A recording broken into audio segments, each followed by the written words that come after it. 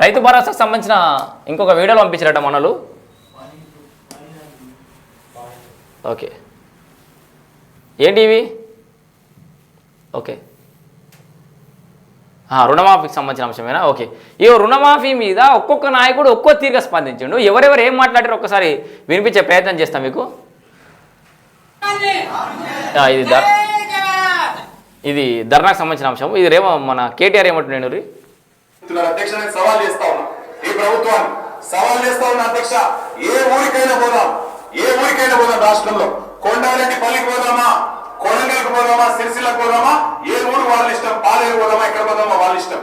ఖచ్చితంగా ఏ ఒక్క ఊరిలోనైనా 100% రుణమాఫీ జరిగిందని రైతులు చెప్తే స్పీకర్ ఫార్మాట్ లో రాజీనామా వెంటనే మీకు ఇచ్చి రాజకీయ సన్యాసం తీసుకుంటారు అధ్యక్ష, ఏ ఒక్క ఊరిలో అయినా సరే.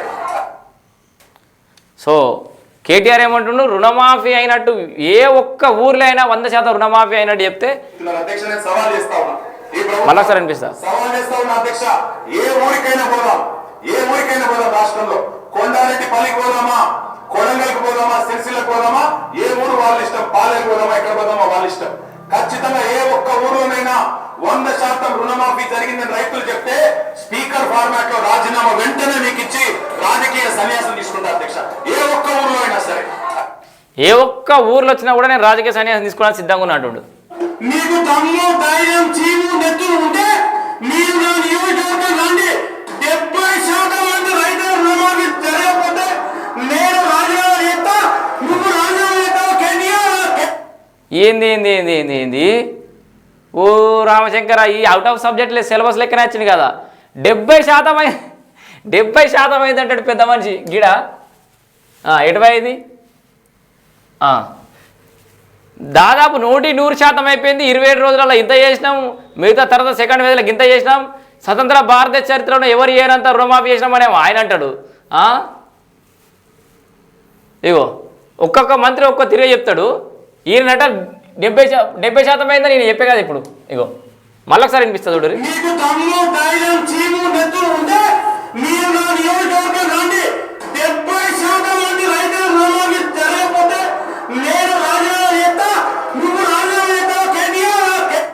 సో 100% కాలేదు, 100%లో ఒక్కరికైనా కూడా రాజీనామా చేస్తా అని ఈయన అంటాడు. ఇక్కడ మీకు ఒక కాన్ఫ్లిక్ట్ చూపిస్తా.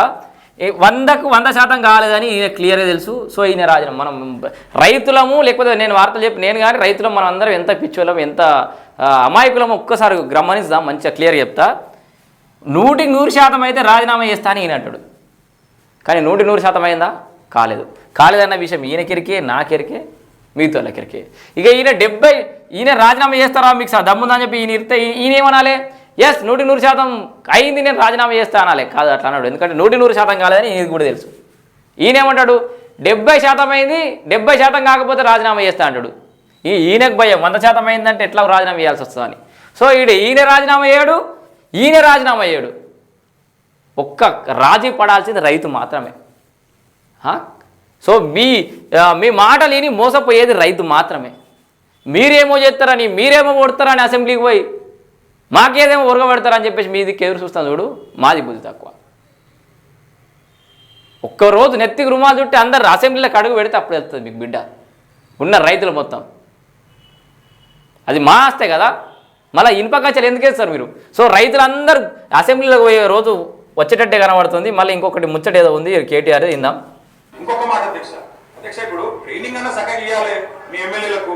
నేను ముఖ్యమంత్రి గారిని కోరుతున్నా, మీరేమో 100% రుణమాఫీ జరిగిందని మీరు చెప్తారు, ఎందుకెళ్ళి మీ ఎమ్మెల్యేలు వేసేమో నాకు 70% అయిందంటారు. బయటనేమో రైతులు చాలా కాలేదని బయట రైతులు అంటున్నారు. ఏది కరెక్టో మీరు తెలుసుకోండి ముందు. 25% అయిందా, 30 అయిందా, 40 అయిందా, 70 అయిందా, 100 అయిందా? సో ఈ ముచ్చట అర్థమైంది కదా. ఈయనేమో 70% అయింది అంటాడు. మీకు దమ్ము, ధైర్యం, చీము, నెత్తులు ఉంటే మీరు నా నియోజకవర్గం రండి.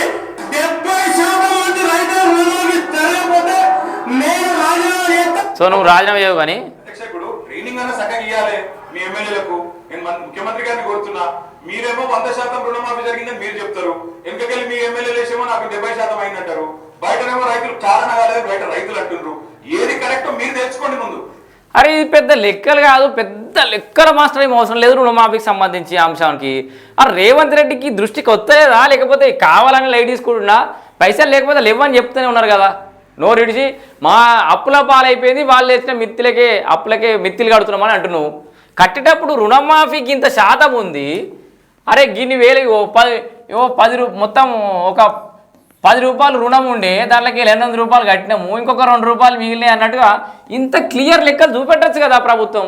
గిదే లెక్క రాసి ఉన్న ఎమ్మెల్యేలకు మంత్రులు అందరికి ఫార్వర్డ్ చేసి అరే జర ఒళ్ళు దగ్గర పెట్టుకోరు రాబాయ్, ఏడవాడు ఒక్కొక్క మాట మాట్లాడకూరి అందరు గిదే మాట్లాడరు అంటే ఒక క్లారిటీ. అరే ప్రభుత్వం నిబద్ధతోటి చిత్తశుద్ధితోటి ఉంది రాబాయ్, చేస్తుంది కావచ్చు. సో 10లో 8% అయింది అంటుంది, ఇంకా 2% కావాలంటుంది, చేస్తుందేమో అని జనాలు నమ్ముతారు. ప్రతిపక్షాలకు కూడా నోరు ఉండదు. మొత్తం క్లియర్ లెక్క. మరి మీ అధికారులు ఉంటారు, పెద్ద వ్యవస్థ ఉంటుంది, ఎంతమంది రైతులు రుణాలు తీసుకురు, ఏముంది పెండింగ్ మొత్తం తెలుసు కదా. గాయత సోయిలు లేకుండా మంత్రులు ఎమ్మెల్యేలు నోటికి వచ్చినట్టు 70% అయితే 70% కంటే తక్కువైతే నేను రాజీనామా చేస్తాను ఎవడు అంటాడు, 100% కాలేదు రాజీనామా చేస్తాను ఈయన అంటాడు. మొత్తం మా సబ్జెక్ట్ తోటి మీకు పంచాలి, మా సబ్జెక్ట్ తోటి మీకు కంటెంట్, మా సబ్జెక్ట్ తోటి మీకు టైంపాస్. రైతు అన్నటువంటి అటు ఇటు కలిసి ఇద్దరు కలిసి మళ్ళీ రైతులకు తెలిసింది ఏం లేదు, రుణమాఫీకి సంబంధించిన ఎలాంటి పూర్తిస్థాయి ప్రకటన లేదు. సో రుణమాఫీకి సంబంధించి ఒక్కొక్కరు ఒక్కో రకమైన మాట తీరు చూసినాం కదా. సో తెలంగాణ ప్రభుత్వం యొక్క మాట తిరగట్లుంది. Job calendar and Osmania university okay. So మొత్తంగా